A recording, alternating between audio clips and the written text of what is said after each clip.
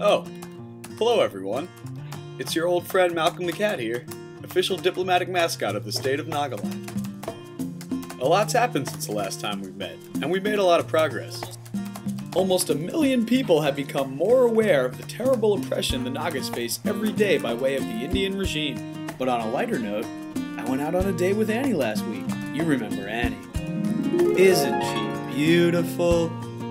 At first she was a bit hesitant to the whole idea. She didn't want to go out with me because she thought I was some sort of playboy or something. I don't know where she got that idea. But, as luck would have it, I met Annie again on a trip to the animal shelter. This time, she said she'd go out with me. And she even seemed happy about it. The day had finally come for our big date, and it was time to put on my Sunday's best. What a tough decision! I didn't know what to wear! All I knew was that I really wanted to impress her.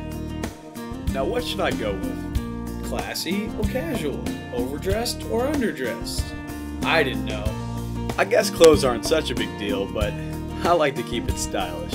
Eventually, I went with my diplomat suit, because I always gotta represent, even on a date. I wonder what Annie's gonna wear.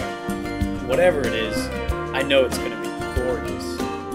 I took Annie to a very fancy restaurant. Okay, maybe not that fancy. Either way, there we were on our first date. Surprisingly, I was pretty nervous, so I started to talk about myself, and I even started to brag a bit. I really wanted to impress her. I told her about my designer clothes, my natural athletic ability, and I went on about all the medals that I've won over the years. But she wasn't impressed. All she wanted to know was why I was at that pet show. Malcolm, why were you at that pet show? I told her I was there raising money for my friends, the orphans of Nagalim. What she said next came as a big surprise. Malcolm, my owner is from Nagaland.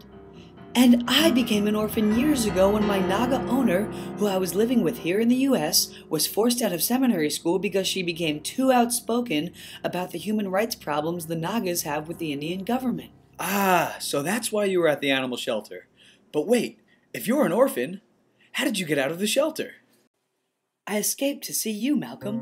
I had the strange feeling inside that I had to see you. It's like we were destined to be together. And destined to help the people of Nagaland. Malcolm, have you ever been to Nagalim? No, not yet. I can't get a visa due to the unjust restricted area permit. Restricted area permit? What on earth is that? It's a provision put in place by the Indian government to keep foreigners out of Nagalim. The provision requires you to get a special permit before you can go. But why does India care so much about keeping people out of Nagaland? It's because the Indian government doesn't want anyone to see how heinously the Nagan people are being treated. You see, Annie, the Nagans are at the bottom of the caste system. They are considered untouchables, the lowest form of human life recognized by the Indian regime. As a result of this caste-based discrimination, the human rights of the Nagan people are constantly being violated.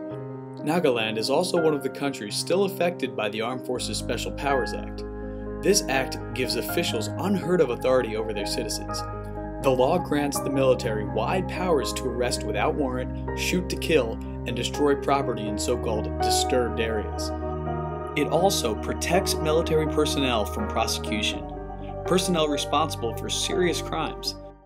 The Nagan people need our help, so please show your support in any way you can.